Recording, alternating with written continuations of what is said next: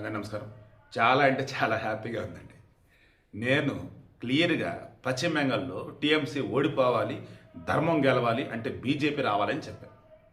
అక్కడ బీజేపీ విజయ దుందుభి మోగిస్తుంది. ఏ రకంగా? అక్కడ ఉంది మొత్తం 294 స్థానాలు. బీజేపీ లీడింగ్‌లో ఉంది 180+ అన్నమాట.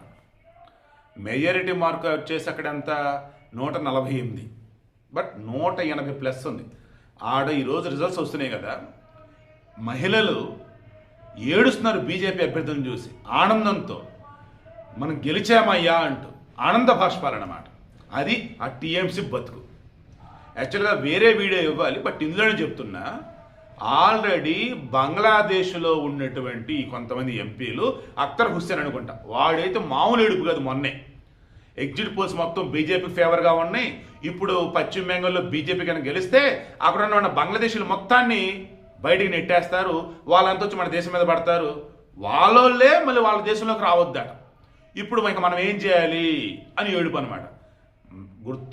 గుర్తుంచుకోండి, పశ్చిమ బెంగాల్లో ఉన్నటువంటి నాను భారతీయులని వెలగొట్టేస్తారు. ఒకవేళ ఉంచితే మామూలుగా మన దగ్గర సిటిజన్స్ అమెండ్మెంట్ యాక్ట్ కానీ రిమైనింగ్ మరికొన్ని ప్రకారం మన చుట్టుపక్కల దేశాల నుంచి వచ్చినటువంటి హిందువులు కానీ, క్రైస్తవులు కానీ, జైనులు కానీ, బౌద్ధులు కానీ, సిక్కులు కానీ వీళ్ళకి పౌరసత్వం ఇస్తారు. ఎందుకు? బంగ్లాదేశ్ ముస్లిం దేశం, పాకిస్తాన్ ముస్లిం దేశం, ఆఫ్ఘనిస్తాన్ ముస్లిం దేశం. ముస్లిం దేశాల్లో ముస్లింలకు ఇబ్బంది లేదు. వాళ్ళు మన దేశానికి వచ్చి ఇక నానా ఇది చేస్తున్నారు కాబట్టి వారికి ఛాన్స్ ఉంది, మిగతా వాళ్ళకి ఛాన్స్. ఎందుకంటే అక్కడ మిగతా మతాల వాళ్ళు ఇబ్బందులు పడుతూ ఉన్నారు. సో క్లియర్, పశ్చిమ బెంగాల్లో బీజేపీ విజయ్ దుందుబి. నాకు తెలిసి భవానీపూర్ ఎక్కడో మమతా బెనర్జీ పోటీ చేసిందే, అక్కడ సువేంద్ర దగ్గర లీడింగ్లో ఉన్నారంటున్నారు. నందిగ్రామ్ కూడా అతనే పోటీ చేశాడు. మమతా బెనర్జీ కూడా ఎమ్మెల్యేగా ఓడిపోతే అది నా సంతోషం. బట్ కూల్, వచ్చేసేమొద్దు, చాలా చాలా హ్యాపీగా ఉంది పశ్చిమ బెంగాల్ విషయం. నెక్స్ట్ అస్సాంలో ఇక రాహుల్ గాంధీ కానీ కాంగ్రెస్ పార్టీ కానీ అస్సామే. అక్కడ 126 స్థానాలు, 90+ స్థానాల్లో దూసుకుపోతుంది బీజేపీ. అసలు పోటీ కూడా ఏం లేకుండా అయిపోయింది అక్కడ కాంగ్రెస్కి. అంటే కాంగ్రెస్ పోటీ ఇద్దామనేది కూడా లేకుండా పోయింది అసలు ఆడ. సోయిల్లో కూడా లేదు. సో అస్సాం. నెక్స్ట్ పుదుచ్చేరి 30 స్థానాలు. ఆడ ఎన్డీఏ వచ్చేసి 16 స్థానాలు, అంటే ఆల్రెడీ 19 స్థానాలు లీడింగ్లో ఉంది. So NDA. నెక్స్ట్ కేరళ, వీళ్ళు వచ్చేసి 140 స్థానాలు.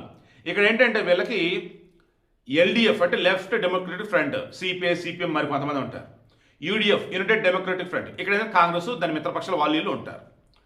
వీళ్ళు ప్రతిసారి కూడా ఏం చేస్తారంటే ఒక 5 సంవత్సరాలు వీళ్ళకి, ఒక 5 సంవత్సరాలు వాళ్ళకి ఇస్తారు. ఈసారి మొన్న లెఫ్ట్ డెమోక్రటిక్ ఫ్రంట్నే పినరాయి విజయన్ 2 సార్లు గెలిపించారు. ఇక విసుగెత్తిపోయి ఉన్నారు, వారికి ఆల్టర్నేటివ్ అంటే యూడిఎఫ్ఏ. సో దానికి ఇచ్చారు తప్ప అక్కడ రాహుల్ గాంధీలో ప్రచారం చేయటమో, వైనాడు నుంచి ప్రియాంక గాంధీ ఉండటమో ఇవేమీ కాదనమాట. కాకపోతే అక్కడ బీజేపీ ఇంకా స్ట్రాంగ్గా లేదు, బట్ బలపడిద్ది. త్వరలో కేరళలో కూడా బీజేపీ పాగా వేసిద్ది. ఎనీవే, కేరళలో కమ్యూనిస్టులను తీసి పక్కన పెట్టేశారు, అది కూడా సంతోషం. నెక్స్ట్ తమిళనాడు వచ్చేసి ఇందాక వీడియో ఇచ్చాను, ఇందులో కూడా జస్ట్ సింపుల్గా చెప్తాను. ఎవరైతే సనాధర్మాన్ని మలేరియా డెంగ్యూ అన్నాడో వాడిని తీసి అవతల పెట్టారు. ఉదయం స్టాలిన్ గారిని, ఏ స్టాలిన్ అయితే హిందువులకు వ్యతిరేకంగా ప్రవర్తించాడో వాడిని పక్కన పెట్టేశారు. ఏం పర్ల వాడు వీడని అంటున్నాను. ఎందుకంటే నా ధర్మాన్ని కించపరిచి నా హిందూ గుడుల ముందు ఆ దిక్కుమల పెరేర విగ్రహం పెట్టి ఎదవలు వీళ్ళని వాడడానికి ఏమనాలి? సో అందుకు ఇప్పుడు ఏంటి మరి విషయం, తమిళనాడులో ఎవరు ఊహించిన విధంగా అన్ని మతాలని గౌరవించే విజయ్, అందరినీ కలుపుకొని వెళ్ళి విజయ్ ఈరోజు అక్కడ సీఎం కాబోతా ఉన్నాడు. 100+ స్థానాల్లో అతను ముందుకు దూసుకుపోతున్నాడు. ఒకవేళ అతనికి క్లియర్ మెజారిటీ రాకపోతే నో డౌట్ అక్కడ ఉంది 234. గెలవాలంటే క్లియర్ మెజారిటీ వచ్చేసి 118 సీట్లు రావాలి. ఒకవేళ అతను కొంచెం తగ్గిన కూల్గా బీజేపీ నుంచి గెలిచిన వాళ్ళు అటు వెళ్తారు, లేదా వెళ్ళటం అంటే సపోర్ట్ క్లియర్గా అన్నా డిఎంకేలో సపోర్ట్ ఇస్తారు. డిఎంకేని కలుపుకోడు, డిఎంకే నెట్ విజయ్ కలుపుకోడు. ఖచ్చితంగా అన్నా డిఎంకేలో సపోర్ట్ ఇస్తారు. వాళ్ళు సపోర్ట్ అయితే గవర్నమెంట్ ఫామ్ చేస్తాడు. సో అక్కడ కూడా ధర్మమే.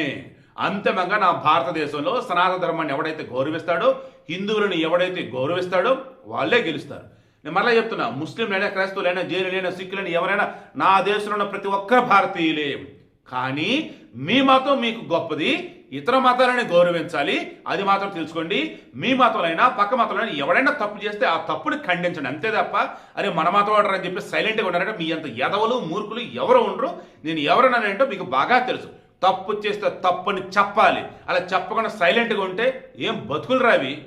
ఈ బతుకులు ఎవరు ఏంటో మీకే తెలుసు. దీన్ని బట్టి ఇప్పటికైనా మారాల్సిన మారండి.